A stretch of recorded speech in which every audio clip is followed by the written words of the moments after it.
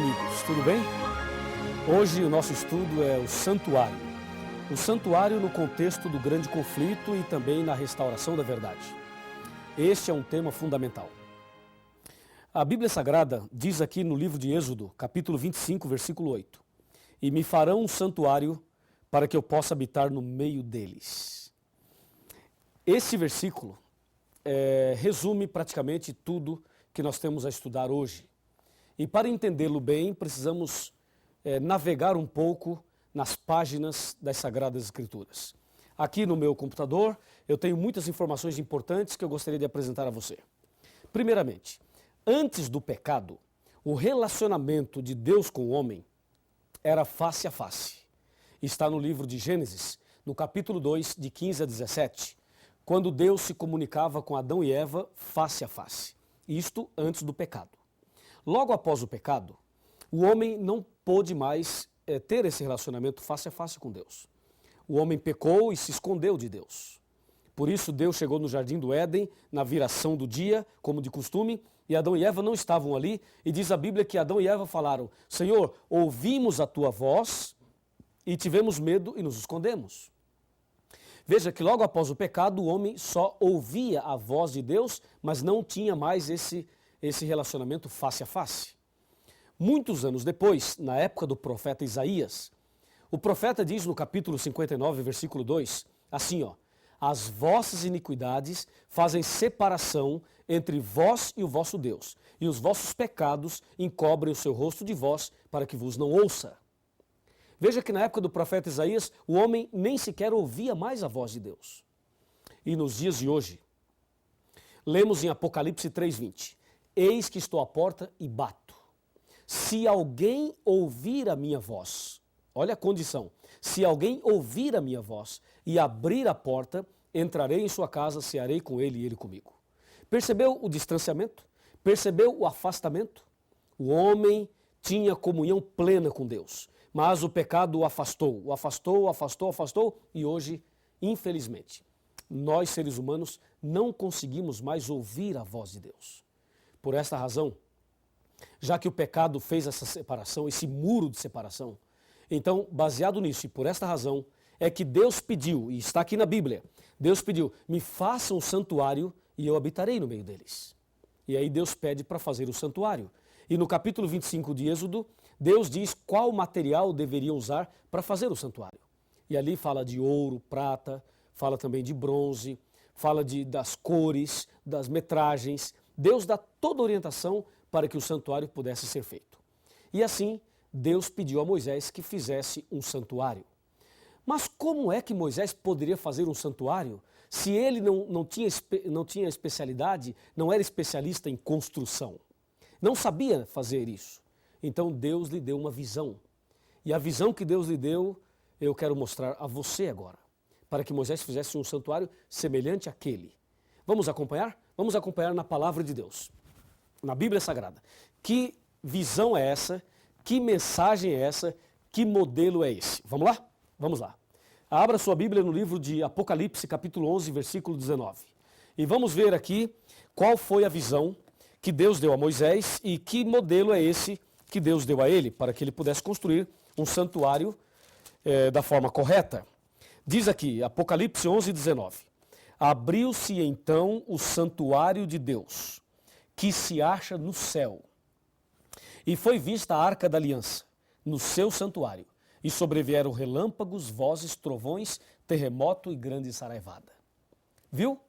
Deus mostrou a Moisés um santuário que existe no céu e disse a ele, faça um santuário semelhante a este.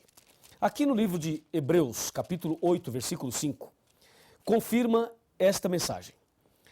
Diz assim, os quais ministram em figura e sombra das coisas celestes. Assim como foi Moisés divinamente inspirado ou instruído, quando estava para construir o santuário, o tabernáculo. Pois diz ele, vê, faças todas as coisas de acordo com o modelo que te foi mostrado no monte. Assim, Deus deu a visão do santuário para Moisés e disse, faça um igual. E Moisés fez um igual. Como é esse santuário? Vejamos alguns detalhes do santuário. de toda essa construção, a mobília, alguns detalhes importantíssimos, conforme Deus mostrou a Moisés naquela visão. Vamos lá.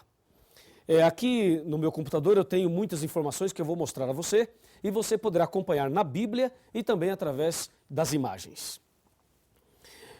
O santuário que Deus pediu que Moisés fizesse deveria ter um pátio, o lugar santo e o lugar santíssimo. Então vamos de novo. O pátio, o lugar santo e o lugar santíssimo. No pátio havia 2 objetos. Um altar de sacrifício de animais e uma bacia com água, ou uma pia, se você quiser falar pia, com água. Aí, entrando no lugar santo, tinha uma mesa com 12 pães, eram chamados pães da proposição, pães feitos da flor da farinha, sem fermento. Tinha uma pilha de 6 aqui e uma pilha de 6 aqui, 12 pães. Ainda no lugar santo, tinha um castiçal com 7 lâmpadas. Essas lâmpadas ficavam acesas de dia e de noite, continuamente. E o que fazia aquelas lâmpadas ficarem acesas era azeite, o azeite. Tinha também no lugar santo um altar de incenso. Esse altar ficava mais ou menos ali próximo à divisão para o lugar santíssimo, mas ainda no lugar santo.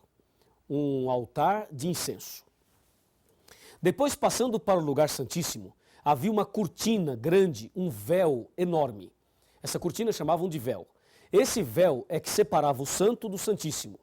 No lugar santíssimo havia uma grande arca, um caixote, uma arca de madeira revestida de ouro, e essa arca é conhecida na Bíblia como a Arca da Aliança ou Arca do Concerto. Ali estava no lugar santíssimo. Dentro desta arca, no lugar santíssimo, tinha o maná, a vara de Arão que floresceu e as 2 tábuas dos 10 mandamentos. Isso estava dentro da arca. Sobre a arca tinha uma tampa, e essa tampa chamava-se propiciatório. E sobre a tampa haviam 2 anjos querubins feitos de ouro, assim, um curvado para o outro, assim, entendeu? Desse jeito. 2 anjos sobre a tampa da arca. E aí, no meio desses 2 anjos, sobre a arca, no lugar santíssimo, era exatamente ali que Deus se manifestava uma vez ao ano. Esse dia que Deus se manifestava era conhecido como o dia da expiação. Era o dia da reconciliação, o dia do juízo, o dia do perdão, o dia da misericórdia. Esse dia da expiação, Deus se manifestava ali, no lugar santíssimo, sobre a arca, entre os 2 querubins. Essa manifestação de Deus ali era conhecida como Shekinah. O Shekinah era a presença de Deus, uma nuvem de fogo com a presença do Deus Todo-Poderoso. Tudo isso que acabei de apresentar a você está em Hebreus capítulo 9, de 1 a 7. Lembrando que no lugar santo, o sacerdote entrava, e no lugar santíssimo, só o sumo sacerdote. O sacerdote entrava no lugar santo 2 vezes ao dia, e no lugar santíssimo, o sumo sacerdote sozinho 1 vez no ano, ou ao ano. O que tudo aquilo significava? Para que aquele santuário? O santuário do Antigo Testamento era como uma escola para ensinar para o povo o plano da salvação. Até porque antes de Cristo morrer na cruz, as pessoas não tinham essa referência que nós temos hoje para obter o perdão pelo sangue de Cristo. Então, eles tinham o santuário e toda vez que cometia um pecado, eles deveriam pegar um cordeiro, o pecador levava o cordeiro até o pátio do santuário, ali ele se ajoelhava, colocava a mão sobre a cabeça do cordeiro, confessava os pecados a Deus e transferia a sua culpa do pecado para o cordeirinho. Depois pegava um facão e cortava o pescoço do cordeirinho. E aquele cordeirinho morria no seu lugar, e o sangue dele era usado ali no santuário pelo sacerdote, e o sacerdote então com o seu polegar direito fazia as impressões digitais nas pontas do altar. E o restante do sangue jogava no véu e derramava à base do altar. Levítico 4, de 27 a 30. Ali tem a descrição desse ritual do santuário. Assim, o santuário funcionou durante muitos anos antes de Cristo. Era uma tenda móvel que eles montavam e desmontavam. e fizeram isso mais de 40 vezes, aproximadamente 41 vezes, montando e desmontando o santuário.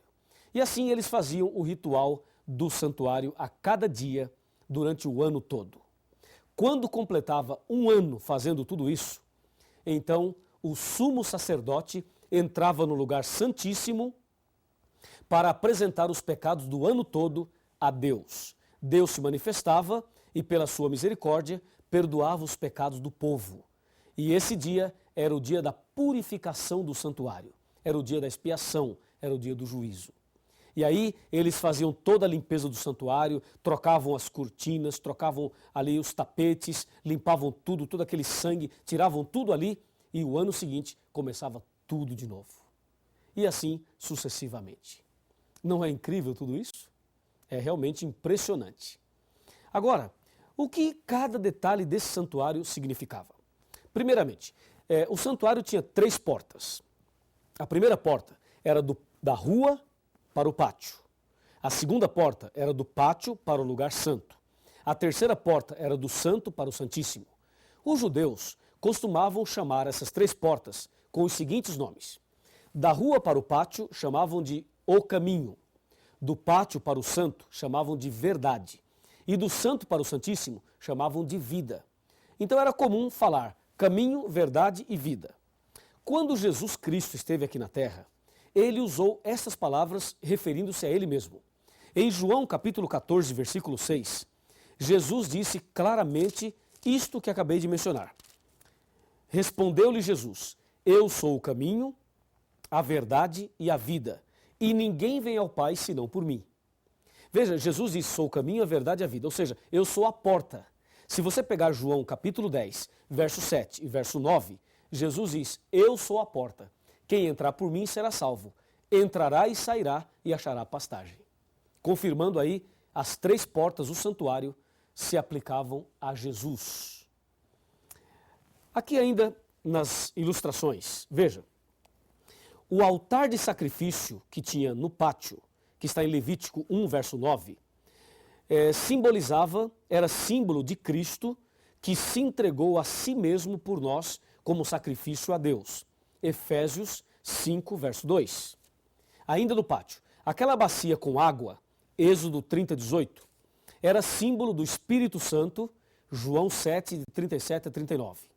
Era símbolo da Bíblia, a palavra de Deus, Efésios 5, 26. E era símbolo do batismo, João 3, verso 5. No lugar santo, aquela mesa com 12 pães, o número 12, Êxodo 25, 30, era símbolo do povo, das 12 tribos do povo de Israel. E o pão sem fermento simbolizava Jesus, o pão da vida. João 6, 48. Lembrando que não tinha fermento, porque fermento era símbolo do pecado. E como Jesus nunca pecou, o pão tinha que ser sem fermento. Ainda no lugar santo tinha um castiçal com 7 lâmpadas. O número 7 representava as 7 igrejas do Apocalipse. Apocalipse 1, versículo 20. E isso está ligado a Êxodo 40, verso 24. E a lâmpada, a luz em si, que ficava acesa de dia e de noite, representava Jesus, a luz do mundo. João 8, versículo 12. Ainda no lugar santo, o altar de incenso. Êxodo 40, 26. Isto era símbolo ou representava a oração dos santos, o culto a Deus, que está em Apocalipse 5, versículo 3. No Santo dos Santos, no Santíssimo, tinha a Arca do Concerto, Êxodo 26, verso 33. Sobre o propiciatório era visível a presença de Deus. O que representavam então os objetos que estavam dentro da arca? O maná, a vara de Arão e as tábuas da lei. O maná representava o cuidado de Deus, que Deus proverá. Deus cuida de nós e provê o necessário para você e eu vivermos.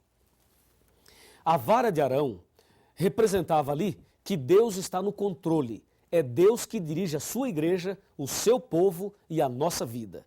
É Deus que está no controle de tudo, inclusive da sua vida. Ali tinha também as tábuas da lei. As tábuas da lei representavam amor e justiça, ou o juízo final.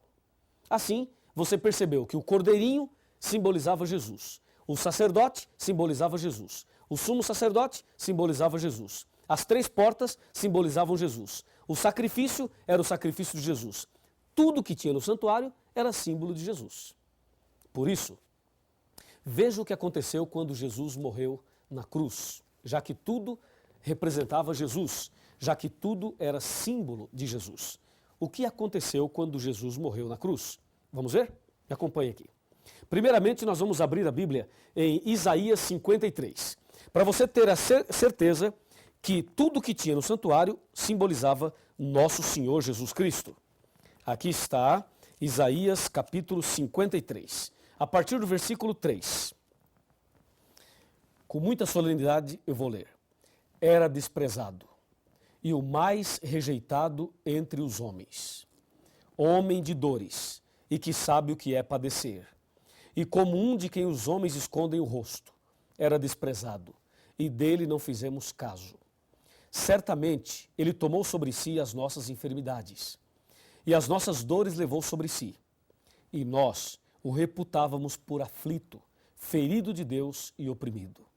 Mas ele foi traspassado pelas nossas transgressões e moído pelas nossas iniquidades. O castigo que nos traz a paz estava sobre ele, e pelas suas pisaduras fomos sarados. Todos nós andávamos desgarrados como ovelhas, mas o Senhor fez cair sobre ele a iniquidade de todos nós. Ele foi oprimido e humilhado, mas não abriu a sua boca. Como cordeiro foi levado ao matadouro. Veja, como cordeiro foi levado ao matadouro. E como ovelha muda perante os seus tosqueadores. Ele não abriu a sua boca. João Batista o reconheceu como cordeiro de Deus. Quando João Batista viu Jesus ali no Rio Jordão, disse: eis o cordeiro de Deus que tira o pecado do mundo. Sim, todo o ritual do santuário apontava para Jesus. Assim como o pecador confessava os pecados e transferia sua culpa para o cordeirinho, e o cordeirinho morria, assim também Jesus levou sobre si as nossas culpas, os nossos pecados. Todos os pecados Jesus levou sobre si. E, infelizmente, Jesus teve que morrer. Mas, felizmente, ele morreu. Porque se ele não morresse, nós não seríamos salvos. Ele levou sobre si os nossos pecados. Como o cordeirinho, também no Velho Testamento, simbolizava isto. Meu amigo e minha amiga. Agora que você entendeu muito bem isso, é preciso entender o último aspecto desse estudo. Aqui em São Mateus, no capítulo 27, no versículo 50 e no versículo 51, aqui diz: e Jesus, clamando outra vez com grande voz, entregou o Espírito. E eis que o véu do santuário se rasgou em 2 partes, de alto a baixo. Tremeu a terra, fenderam-se as rochas. Ou seja, quando Jesus morreu na cruz, todo aquele ritual do santuário acabou. Todo aquele sistema de sacrifício de cordeiros do passado perderam o valor quando Cristo morreu na cruz.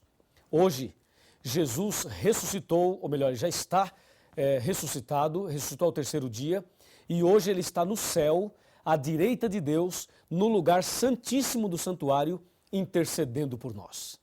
O que Deus então espera de mim e de você? Por favor, vem aqui bem pertinho, quero falar algo muito importante para você. Pode se aproximar aqui, quero falar algo muito importante para você. Vem cá. Apocalipse 3:20 diz assim, eis que estou à porta e bato. Se alguém ouvir a minha voz e abrir a porta, entrarei em sua casa, cearei com ele e ele comigo. Lembra, no santuário tinha 3 portas. Jesus é a porta.